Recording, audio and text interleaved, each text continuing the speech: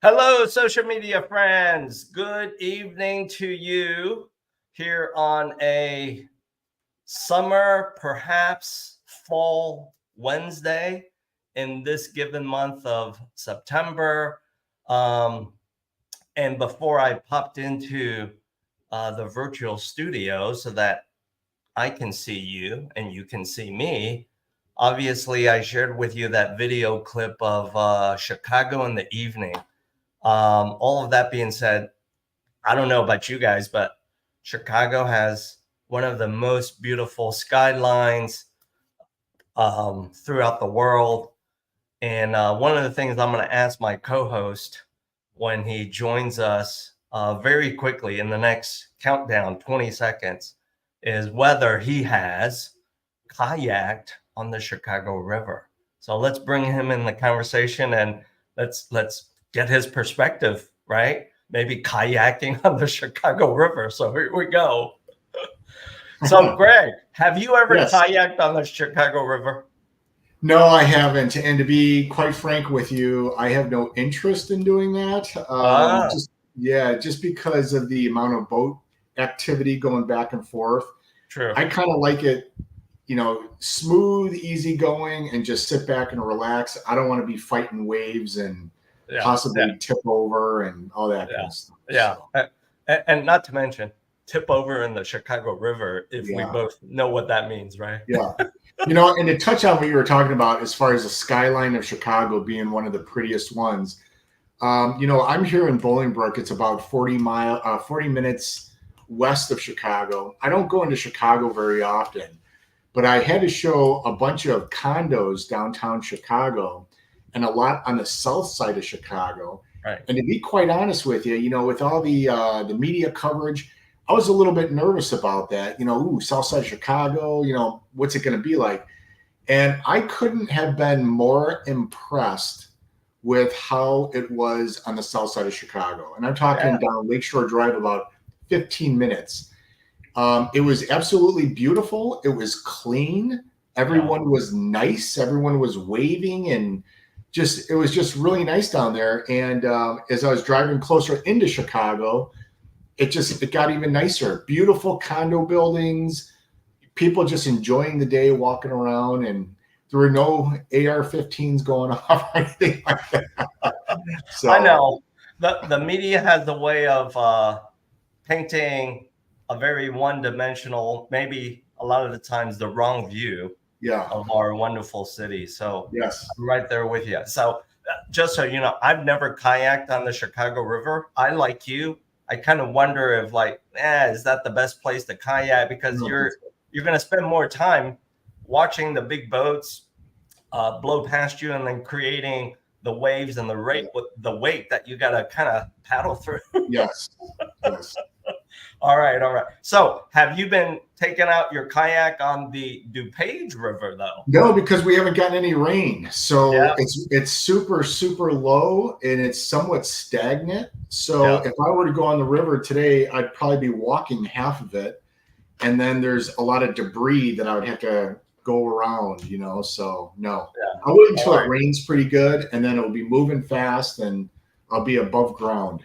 Yeah. So you don't get stuck. Yeah. All right. So let's now get into the core of our live stream conversation.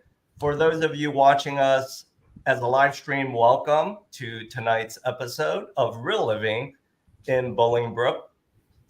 You have Greg and myself tonight as your co-host. And by the way, we have a special guest that's dropping in to share some wisdom with us. So you will see him shortly.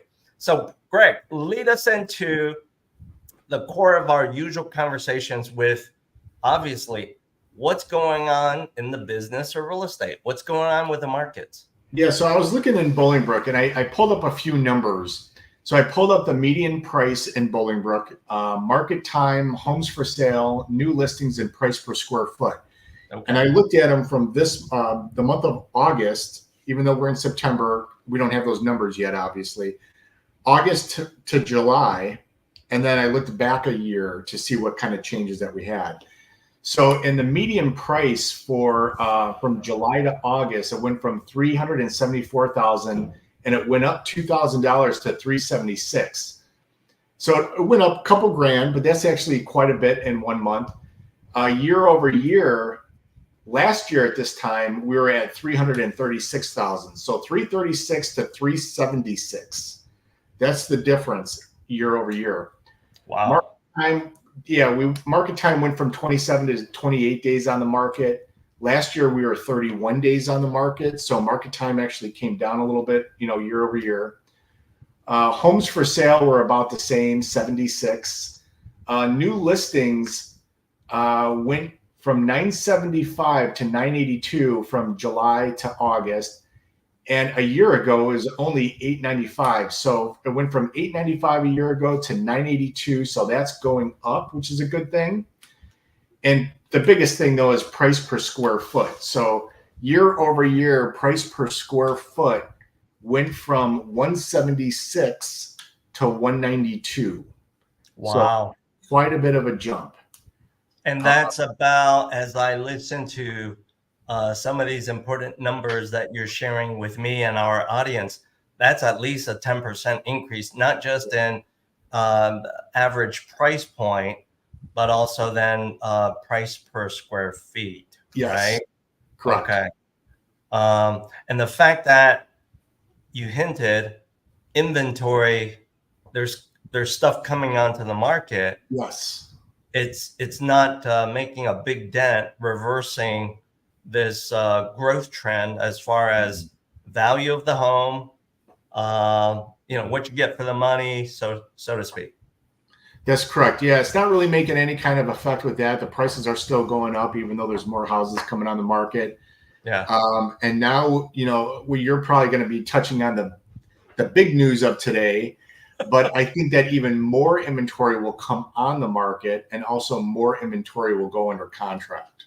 Right on, right on. And for those of you watching us as a live stream or getting this as an on-demand recording, if you don't know what I'm about to drop, you've been living under a rock. And that is, today was the big Fed announcement of lowering interest rates. What does that mean? That means for many of you who I assume are very eligible, qualified borrowers and buyers of real estate, we've broken below that 6% barrier. So for some of you who may be in need of mortgage money, source financing for the next chapter that you need help with, I think the time is coming. The time is right. And so anyway, that was the big event of today. Yes.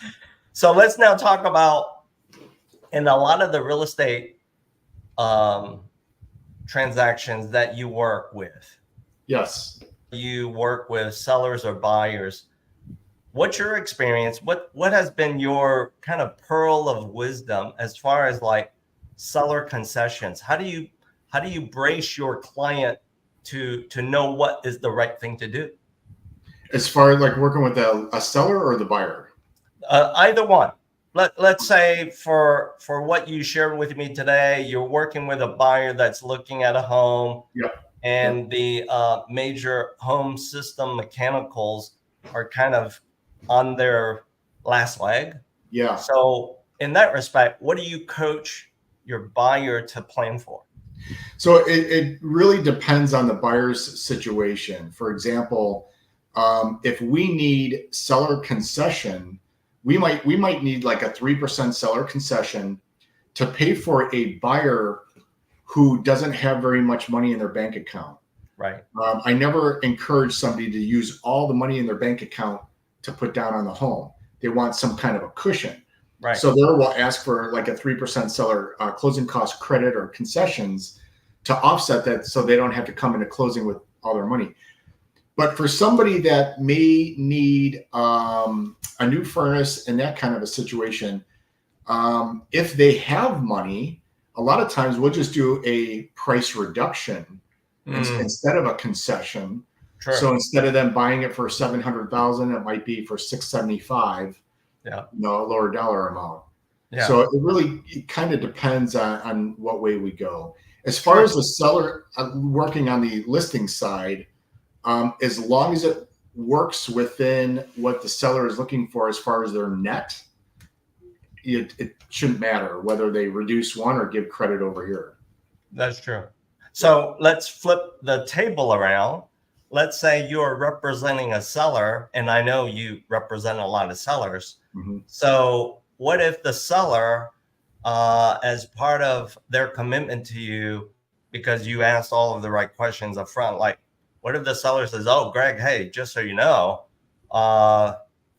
we've owned the property for 15 years." And then you ask the obvious question, which is, "Oh, well, have you had to replace any major home system mechanicals?" And they kind of chuckle, a little smirk, smile, and said, "No, we haven't replaced anything." What do you counsel them on in that respect?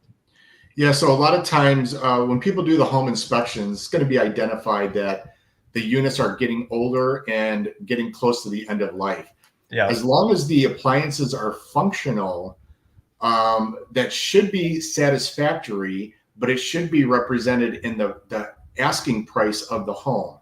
True. So if those units are older, then the selling price should be slightly lower with that taken in consideration. A lot of times I'll ask my seller, why don't you also chip in for a $595 home warranty for the buyer to make sure that they're covered for the 13 months, and then they can renew it themselves moving forward. Yeah. But as long as the appliances are functional and they're still working in good order, a lot of times I just recommend keep them, but maybe don't list it at the comparative 600,000 that just got new furnace and ACs. Right. Bring it down to 680. Yeah. And a lot of times I'll even identify to the people looking at the home that yes, we are aware that these units are older, but we're also have it reflected into the price. Right. So anytime that I see anything that could be a negative like that, or maybe siding that has some melting ripples in it, a lot of times I'll identify that stuff ahead of time and make sure the buyers know. And the reason why I do that is because I don't want to hear about it after the inspection.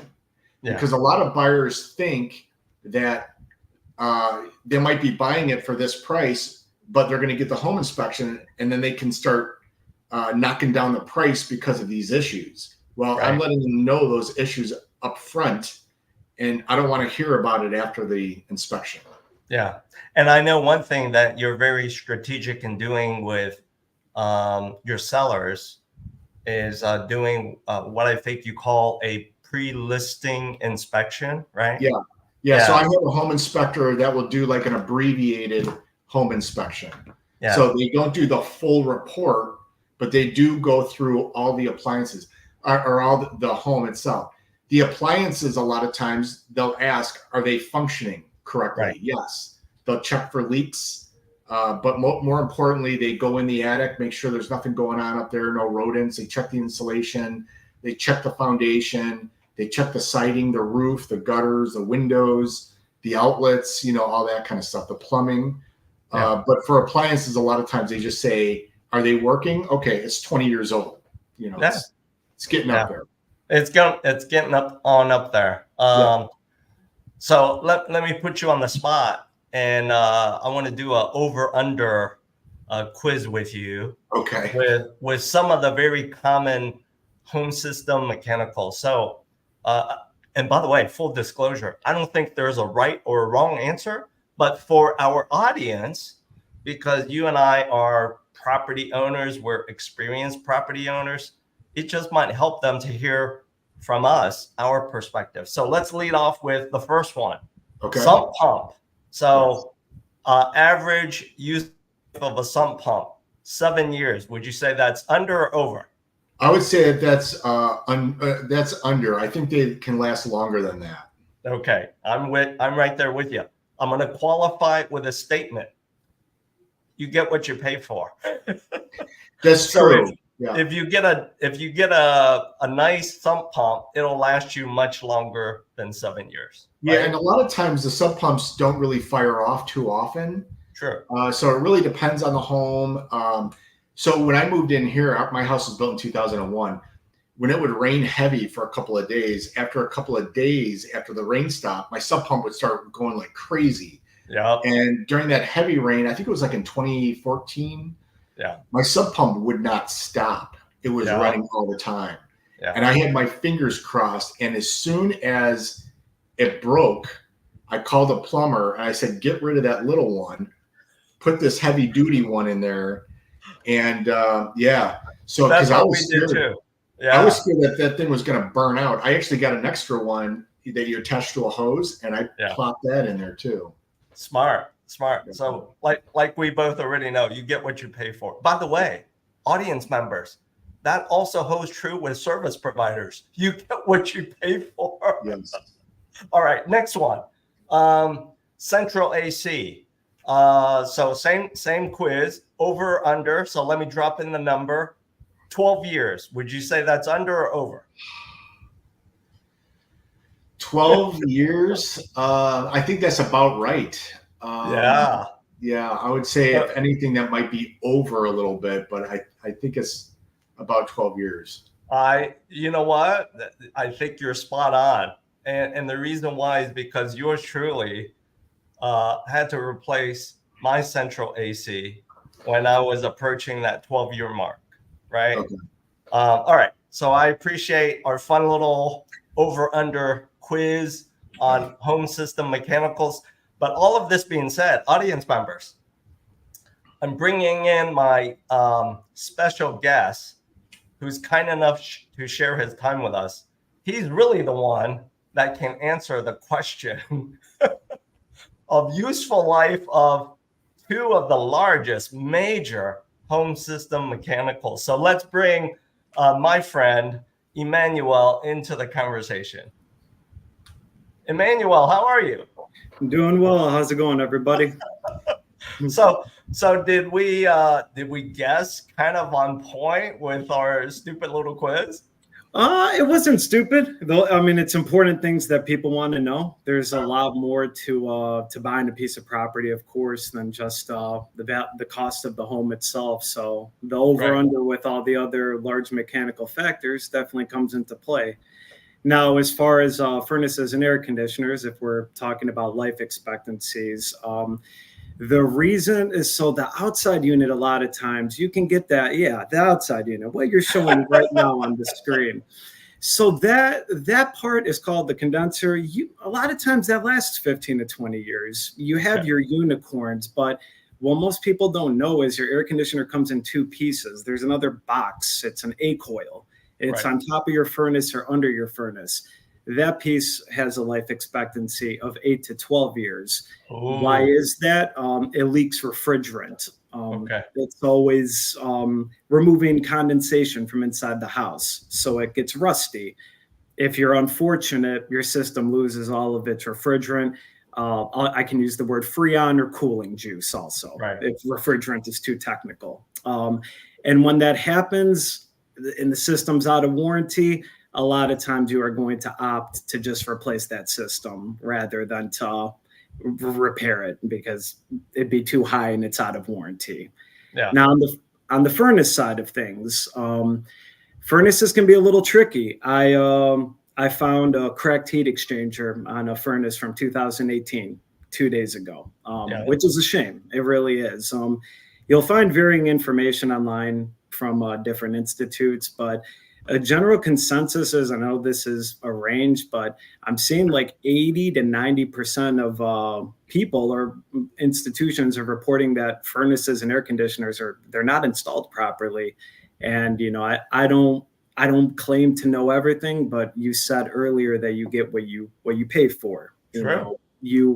You want to make sure that a company is reputable because mechanical failure of these appliances, of course, when they're not installed properly, they're going to be more prone to breakdowns. And certain breakdowns are basically, you're condemning the appliance at that point. And it can be avoided from improper, not installing it improperly.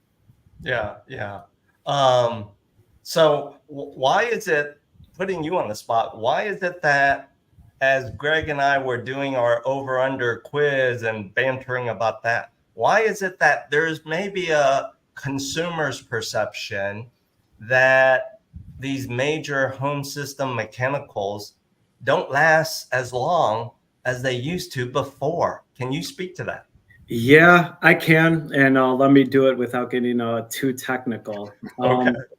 But it's like when you buy a high-end vehicle, it's a lot more electronic, right? There's more components that can go bad. It may be efficient. The furnaces, especially of old, there were not nearly as many working components and motors in the furnaces of old as there are of today. So proper installation becomes key. And also the construction of furnaces, manufacturers have rebounded a little bit with making them more durable, but those things used to be made out of cast iron. They don't make furnace heat exchangers out of cast iron anymore. That stopped a long time ago. So I'd say that's the biggest reason. It's fancier, it's more efficient, but that also means it's more temperamental, it's more prone to failure. You have to treat it right, you have to get maintenance. Okay. What's if I could ask a question, what's your opinion on high efficiency furnaces as opposed to a regular 80 efficiency? Sure. So, a lot of it depends. When I'm in a customer's home, one of the key questions I ask is, how long do you intend on being in this home? Because when we're talking high efficiency, what you're looking for is a return on investment. You're looking to spend less on gas when we're talking furnaces, or less on electricity if we're talking air conditioners. Now, my opinion on upgrading to a high efficiency furnace, now that is going to pay dividends a lot faster than a high efficiency air conditioner. A standard efficiency furnace, 20% of the gas that you put into the furnace is going right out of the chimney. That's a lot of BTUs of heat that's just going right out of the chimney. Now, when you install a nut, it's about 96% is the average efficiency now. But you're only losing 4% of that BTUs of gas that you're putting into that furnace now. So that return on investment, that recuperation, it happens pretty fast, especially if we're talking larger square footage that we're trying to heat. Okay. So the larger the home, if I understand correctly, the larger the home, the more impactful it is to invest in that variable speed furnace. Well, a variable speed furnace is available in standard and high efficiency. That's just a type of blower motor technology to make your home more comfortable. The high efficiency portion just comes from how the appliance vents. High efficiency furnaces do not vent out of chimneys. They vent out of PVC tubing that goes out of the side of the home. Okay. And that circles right back to what you touched upon, which is proper installation of these systems. Yes. There you have it. There you have it. So audience members, if you've enjoyed, of course, Greg and my over-under banter and our consumer knowledge of this information, but now with Emmanuel's subject matter expertise on the same topic, if you've enjoyed it, and going forward, if you might be one of these property owners where your systems may be reaching end of useful life, your thinking is, hey, how do I get in touch with this Emmanuel guy? Because I see his first name. It's real simple. Let me share with you how you can reach Emmanuel. He and his partners co-own Comfort Max that serves the greater Chicagoland area. And one of the things I remember you sharing with me, Emmanuel, is unlike Greg's business and my business, shared with me kind of an eye-opening statement. You said, in my business, Bill and Greg, we're not licensed, right? Oh gosh, yeah. I get passionate. Yes. So there is a beware statement of, hey, be careful, beware of who you start a conversation with, go with your gut as to what I call someone that's reputable, someone that's knowledgeable, someone that's going to show up on time. Greg, you know this about me. I'm a big believer in people showing up on time because that speaks volumes for everything else. Absolutely. Right. So as we wrap up tonight's episode of Real Living in Bolingbrook, how can you get also in touch with Greg and myself, right? So let's bring up that information for you. For those of you who are contemplating getting into the arena because you have a home to sell with the recent event as of today, where the cost of borrowing money has broken past that emotional barrier. You're now looking at the next chapter of your life, where you want to get to. It's real simple. How can you get a hold of Greg? Scan this QR code next to his headshot. And along the way, if you do want to benefit from cheaper mortgage money to help you get to your next chapter, scan the other QR code. And with that, Greg and I will gladly start a conversation with you and counsel you, consult with you as to how we can get you to the outcome that you want. And for those of you who need to feel cooler and warmer and safer, and you just don't have that great service provider to help you manage, maintain, and at some point replace those major home system mechanicals, reach out to my friend Emmanuel at Comfort Max. There you have it. You see his URL link. All three of us are here to help you get to where you want to go and do it efficiently. Right back at you, Emmanuel. Do it efficiently. That's right. That's right. So as we wrap up, Greg and I will sign off tonight until we see all of you in the next episode of Real Living in Bolingbrook. 4 weeks out, people. 4 weeks out. That's it for now.